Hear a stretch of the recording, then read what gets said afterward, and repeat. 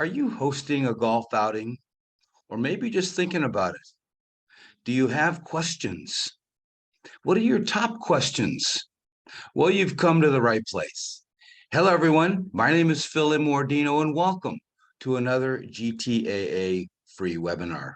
For over 30 years, we've had the opportunity to work with thousands of tournament planners around the world, and we hear what works and we hear what doesn't work. So our job here is to help you produce the best golf tournament possible.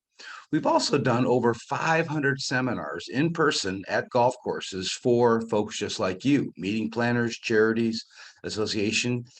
And we hear the top questions, the questions that are asked every single time that we do a seminar. So today I thought what we would do is take a look at those top 20 questions.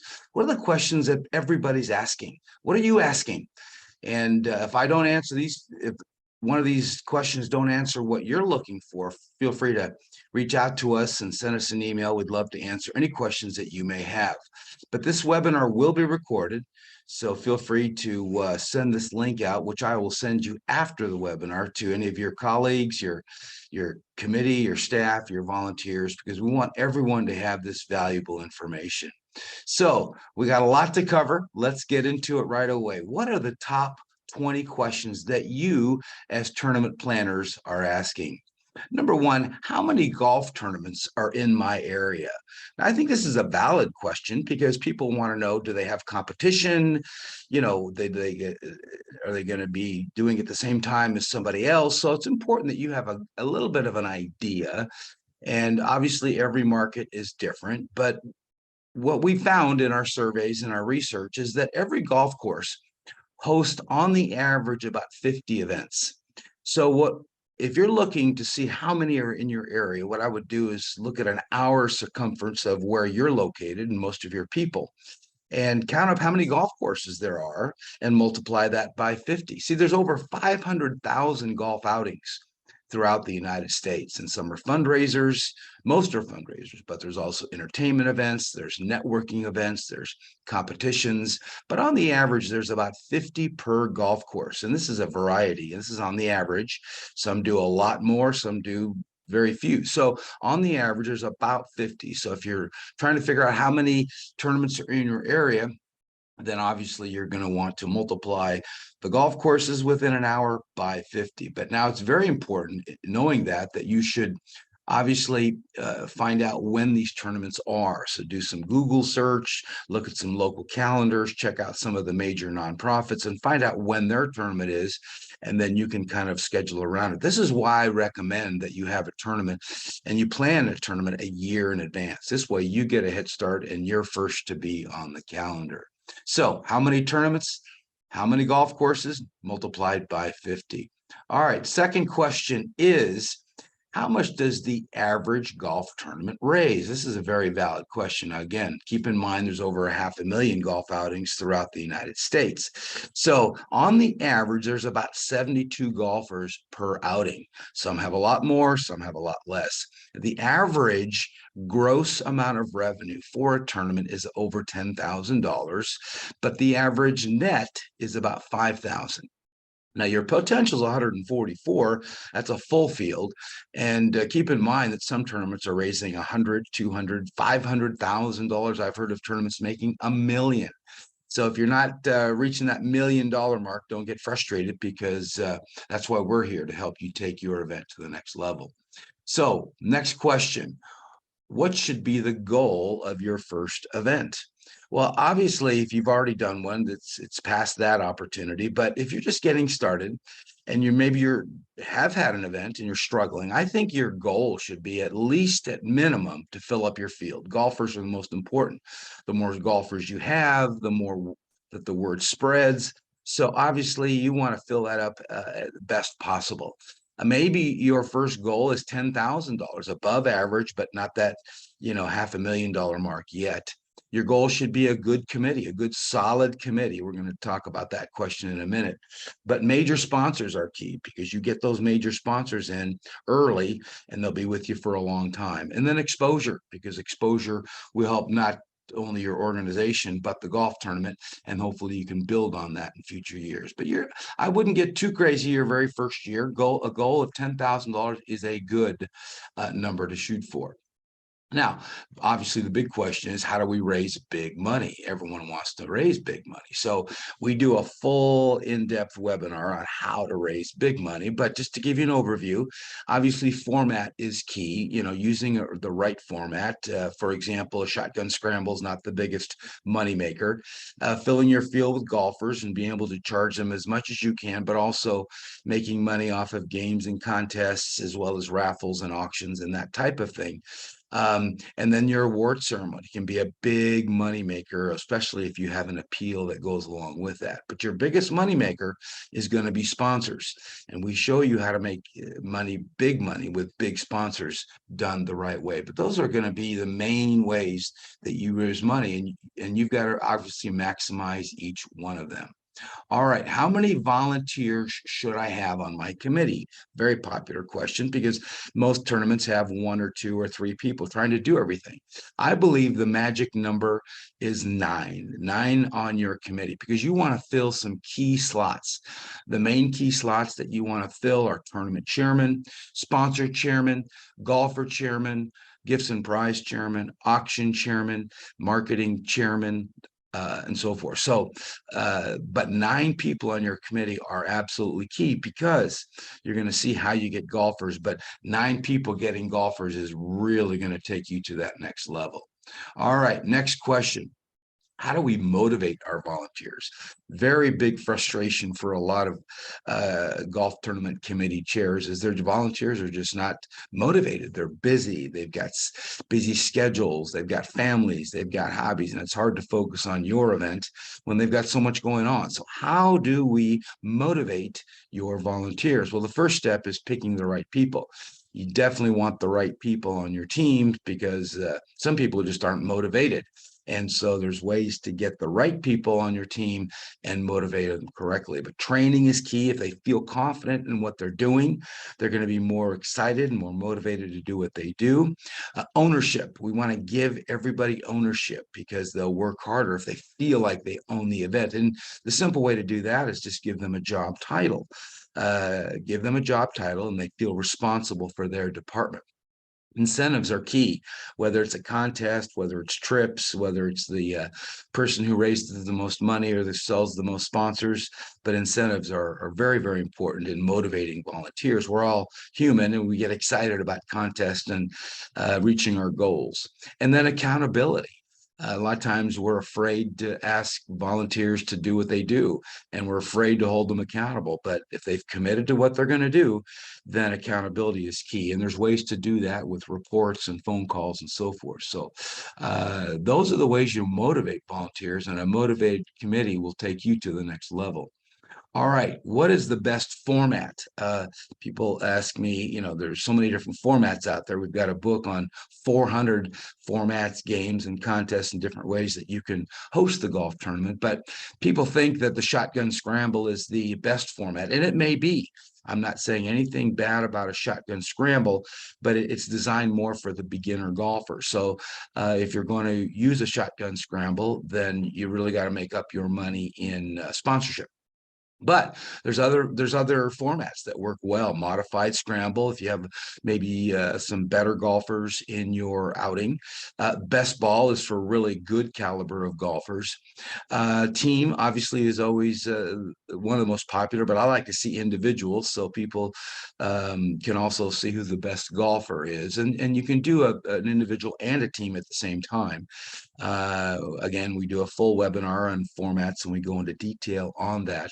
But if you really want to make some bigger money, you got to be thinking about formats like a pro-am, where you put a pro in every foursome, or a celebrity am, where you put a celebrity in every foursome. These are big money. You can charge 1, 2, 3 times the amount of money in those pro-ams and celebrity ams if you structure them and have the right people involved in your tournament. A golf-a-thon or a golf marathon, we call it the $100,000 golf event, is a great format for maybe a different type of crowd, folks that don't want to spend $200 or $300 to play, but they'll go out and raise pledges per hole and play 100 holes of golf in one day. And then night golf is always fun. It brings out people that don't normally golf, and it's just one big, huge party. So think about those different types. But there is no right or wrong format. It really depends on your crowd, your demographics, how much money you want to make, and what type of golfer you have. All right. So next question is, how do we keep the pace of play? How do we keep the field going? You know, slow play is a killer. If you have anything over 5.5, 6 hour round, you're going to have very frustrated golfers. So how do you keep the pace of play going? Well, probably the easiest one is to find a golf course that's not difficult. If you've got sand traps and trees and water, and it makes it very difficult, especially when you have beginner golfers, because it's not easy for these beginner golfers to navigate through a tough golf course. So you want to start off with an easier golf course that's not too difficult. Rangers, a ranger is someone who will keep the pace of play going. They'll keep pushing golfers, keeping them up to speed with the golfers in front of them. So having a couple of rangers out there is very valuable in keeping up that pace of play. I like spotters who are there to keep track of if the ball goes into the woods or into the water. They can see it down there, and they can, you know, keep the golfers abreast of where their ball is, keep it going faster.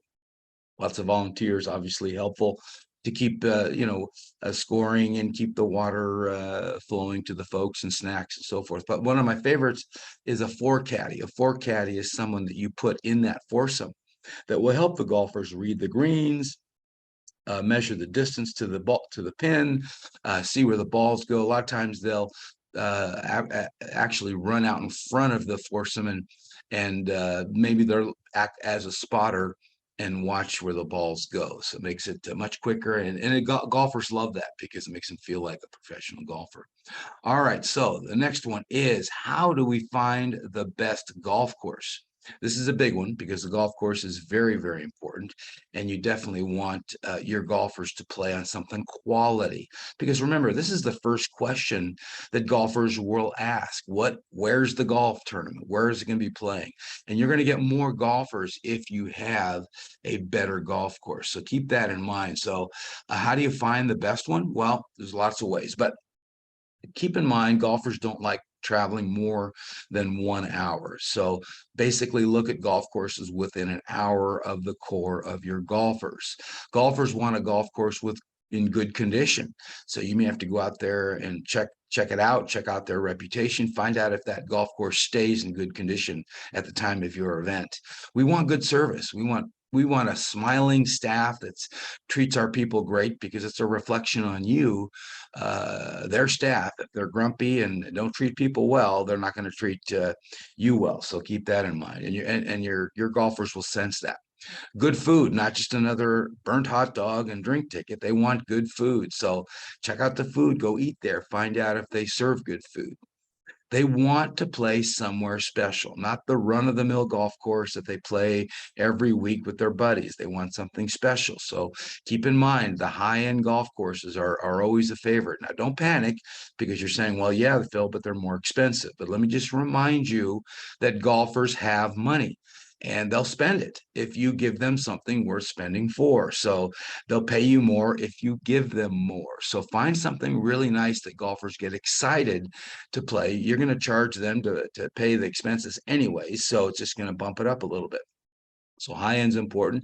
You may want to look for a private country club. That's always special because the typical golfer cannot play private country clubs. And so it'll be a treat for them. And a lot of these private country clubs will allow you to come out on a Monday or a Tuesday afternoon. So take a look at those. And then resort courses are always special. And it's always obviously a treat to play something really high end and really fancy at a resort. So take a look at those resorts. But, you take a survey, find out what your golfers like, what they get excited about, what they're willing to pay, and that'll regulate kind of where you want to go with your budget. All right, how do you get the best deal at the golf course? Obviously, they have their rack rates, and most golf courses do that. But here's some tricks of the trade to get a better deal, to get the best deal. And really what you're looking for is value. You want the best golf course at the best price. You don't want the cheapest golf course because that's not value. So you want, to find how do you get the best rate. So one, I think it's a relationship. If you build a relationship with the owners or the general manager, they're going to work with you. They're going to be flexible. They're not going to offer you the rack rate, the highest end. So build that relationship with them. Also, take a look at the shoulder season. The shoulder season is when the weather's not perfect. It's maybe a little colder, a little warmer. But if you pick that shoulder season, you're going to be able to negotiate a better deal. Also, look at Monday through Thursday in the afternoon. Golf courses are a little less busy. They're willing to work with you on those time frames. And then consider a buyout. You can actually buy the golf course out. Depending on how many golfers you have, you can buy it out for an afternoon, or you can buy it out for the day, just depending on how many golfers. And the golf course will sell it to you. Now, it's important that if you're going to buy it out, that you buy it out at the right rate and you don't get overcharged and you have enough golfers. Because if you don't have enough golfers, then you're going to lose. But if you have enough golfers, you're going to win. It's going to give you a better rate. So these are just a few ways to find and get the best rate at a golf course. Now, obviously, the big one is how do you sell sponsors? And a reminder, we do a full hour on how to sell major sponsors, but let me remind you of a couple of things. First of all, sponsors are looking for one thing, and that's more business. Oh, yes, they want to help the community and help the charity, but that's not what motivates them. Sponsors are companies that want to turn a profit, so they're looking for more customers. So you've got to analyze who are your demographics, who are the people that play in your golf tournament, so you can share that with your sponsors that you have a high-end, high-income, high professional type golfer in your event. Also, they want value. Value means they're getting more than they pay for. I mean, if you charge them $1,000 for a hole sign, that's not very much value. But if you can give them press releases and blast emails and display tables and things that gives them more value. See, really what they want is a return on investment. If they give you $1, they want $4 in return. So give them something with exposure, with a lot of ways for them to get more customers, and that's what they want, more business. Obviously, you want to look at your vendors and suppliers. You want to look at your committees, vendors and suppliers. These are people that know you. These are people that have already done business with you. You spent money with them. They're a prime target of who you want to go after sponsorship wise. And the reason they're really going to sponsor is because of you. They have a relationship with you. So build that relationship, show them a good package that gives them a return, not just their name on the website and a whole sign. And it's not a one-day event. It's really a 3-month marketing tool that you're promoting them to your demographics, your database, and your potential buyers, because that's what they really want. All right. So how do we fill up our field with golfers? Obviously, another really hot topic, because as I mentioned, the average tournament only has 72 golfers, and that's only halfway sold out. So here's how you fill up your field with golfers. First step, offer a first-class event. If you're offering just kind of the run-of-the-mill dumpy golf course, not something of no good gifts, no good prizes, no food, then they're not going to get excited. So a first-class event with a great golf course gets people excited. Great gifts and prizes that you promote in advance. Tell them what they're going to win. Tell them what's potential in the raffle and the hole-in-one contest and the putting contest. Show them in advance what those prizes are. Believe it or not, us golfers care what we're going to win. You know what? You should also prove or show them that this is a networking opportunity. We all work and we all want to network with other business people. And if you show them that they get a chance to meet other business colleagues and build their business, it's going to get them more excited to participate in your event. Again, that word value. What does value mean again? They want more than they pay for. So if you're overcharging for your event in the name of the charity, no one gets excited. Not that your charity is not important, but we're not going to pay you over just because of the charity. We're going to pay you because you have a great golf course, great food, great networking opportunity, value. That's what we want, value. And then bottom line is golfers are going to participate in your golf tournament because of relationships. So a buddy asks a buddy, and that's how it works. So you want to have a big committee that goes out and asks their buddies. I like to refer everyone to the 9-4-4 rule. That's 9 people on your committee, which we talked about earlier, going out and finding 4 people who get a foursome. If you do that, you are sold out year after year. So that's how you fill up your field with golfers. So how many golfers in the average event? We've talked about this. I think the least you want to have is 44. If you can't get 44 golfers, it's really not worth calling it an outing. So really make sure that you try to hit that minimum. As I mentioned, the average is 72 players. A sellout is considered 120.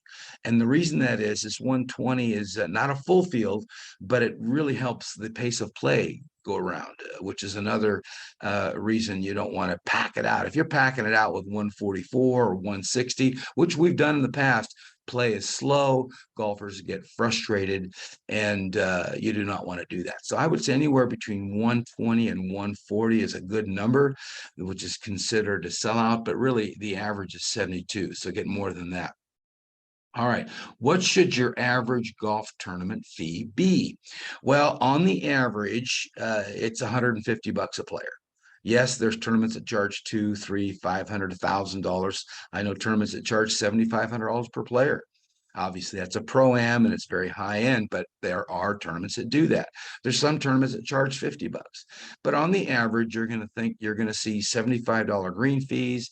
You're going to see food around $25. You're going to see gifts and prizes around $25 per player. Services like hole-in-one insurance and photography, that kind of thing, is $15 per player. So your raw cost per player is going to be around 140 on the average, and I think you should charge us a little bit more than that 150, just to make sure you get your expenses covered. All right, how much should you charge for your tournament? Well, that was a good starting point. I think the motto is simply this: you want to make sure that you cover your expenses per player. So if you're just getting started, what I like to do is make sure that I, at minimum, cover my costs.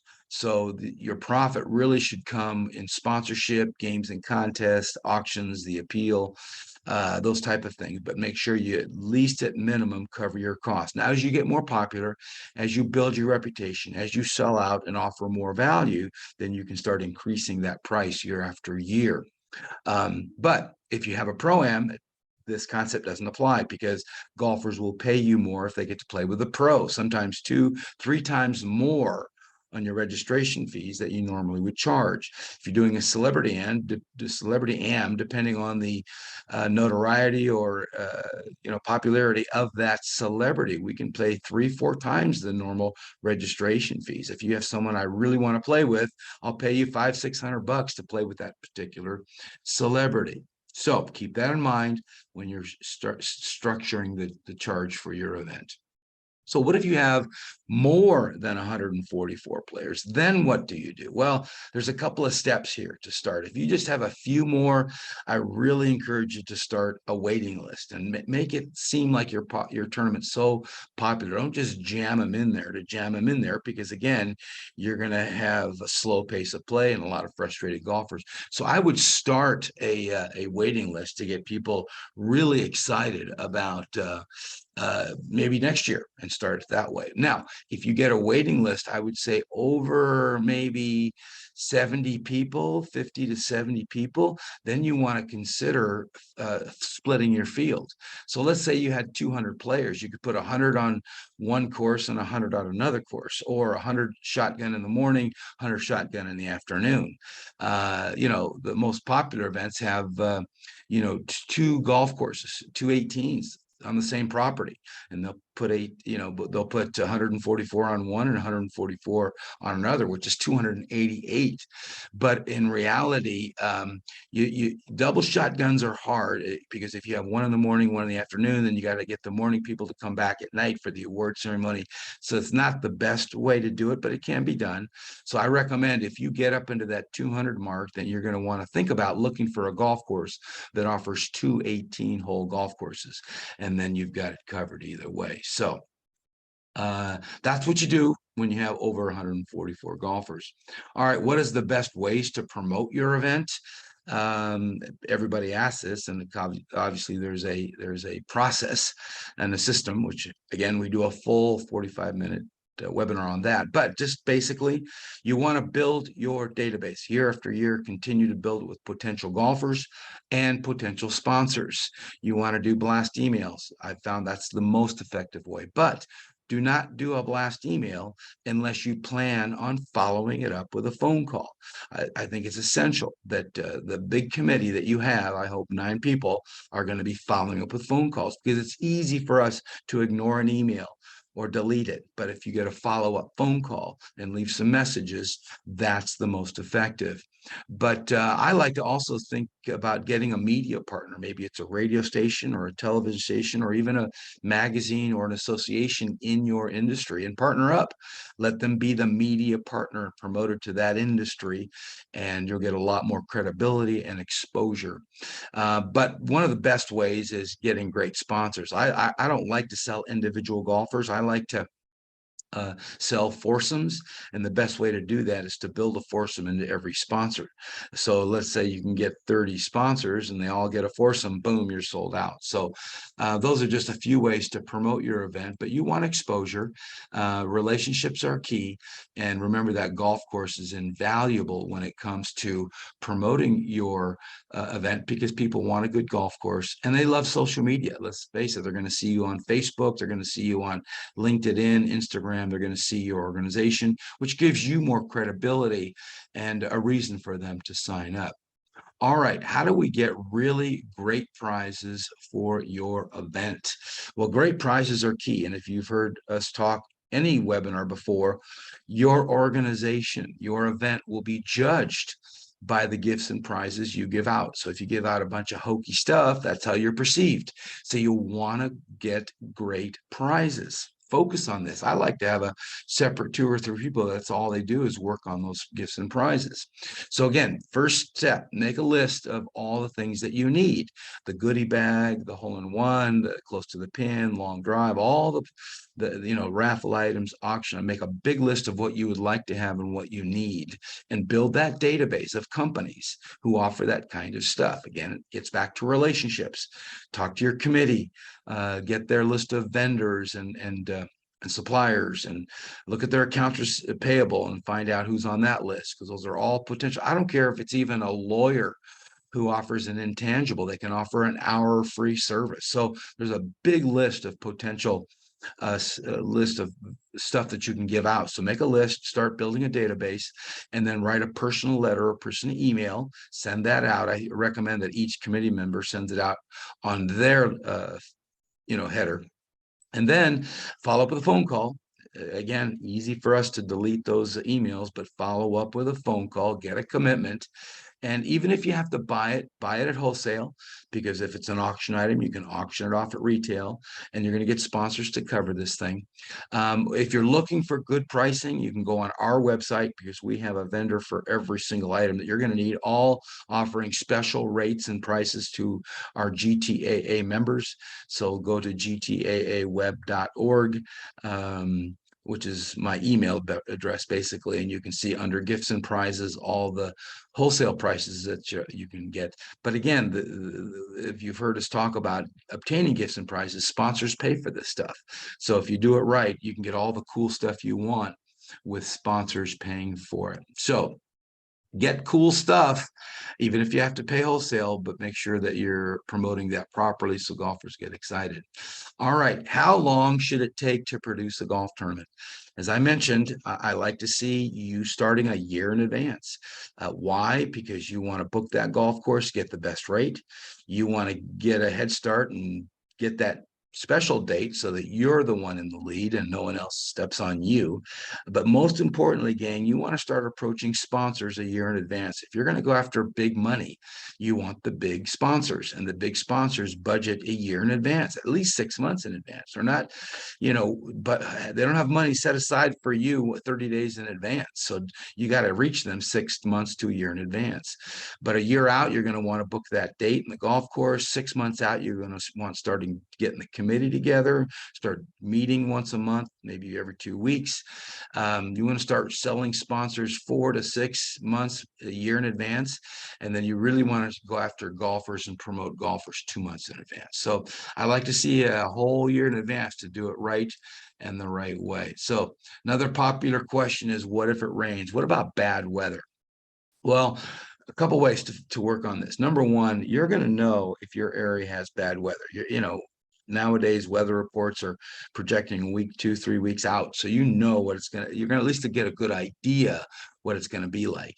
Regarding the rain, the only time you can cancel your event is if the golf course cancels it, because again, it's an outdoor sport. If it's just sprinkling, they're not going to cancel it. Look at the PGA Tour. If it's windy, what they do cancel is if there's lightning. And if it's really a heavy rain, they'll delay it. So what happens if you have to delay it? Well, I like to think of a couple things. One, if you get 9 holes in and it gets canceled, then maybe have some indoor activities, some putting contests, some fun mixers that you can have indoors. Maybe do a reschedule, or you can have a rain date where if it rains bad and it gets canceled in advance, hopefully your golfers are local, and then you can push it to another date. But one of the best ways is there's now weather rain insurance offered by Vortex Insurance, where you can cover it. You cover all your losses, all your expenses, all your potential profit with Vortex Insurance. So you can check them out on our website, Vortex Insurance. So great option for you. So those are the top 20 questions, gang. Before I wrap up, let me just remind you, if you're new with us and you're not familiar with the GTAA, we've been around for over 30 years. We have one simple mission, that is to help you produce the best golf tournament possible. We're free. Our membership is free. We'll answer any question anytime. We have a free planning guide via ebook. If you want to buy the hard copy, we have that available. We have a book called The 400 Games and Contests. We also have a certification program. If you want all this information in depth and you want to be certified as a golf tournament planner, we can help you with that. And it's a simple little program. It's a 100-question test, and you can be certified, and it gives you bragging rights, telling people that you've been through the training and you have this extra knowledge and confidence to produce the best golf tournament possible. It might get you a raise, it might get you a promotion in your particular job. But we have all the merchandise that I had mentioned. Just check out the wholesale pricing on that. So let me wrap up, gang. I know you're all busy and we're looking for a great weekend. So let me just wrap up by saying a couple things. If you host a quality event, all right, and make sure that you have a great golf course, and give your sponsors value. Give them more than they expect. Give them a return on investment. Start early. Plan your investment or your event early, and you're going to maximize your income. You're going to fill up your field with golfers. You're going to sell a bunch of sponsors, and you're going to produce the best golf tournament possible. So we appreciate your time. Thanks for tuning in. We've got more webinars for you coming. We try to do one every Friday at this time, 9 o'clock Arizona Mountain Time, 11 o'clock Eastern Time. So reach out to me if you got any questions or concerns or anything that we can help you with. We also can do event planning for you and coaching if you need that, but we'd love to work with you, or at least hear your situation so we can give you some good direction. So we appreciate you, appreciate what you're doing for your community. Thanks for your time. Good luck with your event. Have a great weekend. This is Phil Immordino with the GTAA signing off.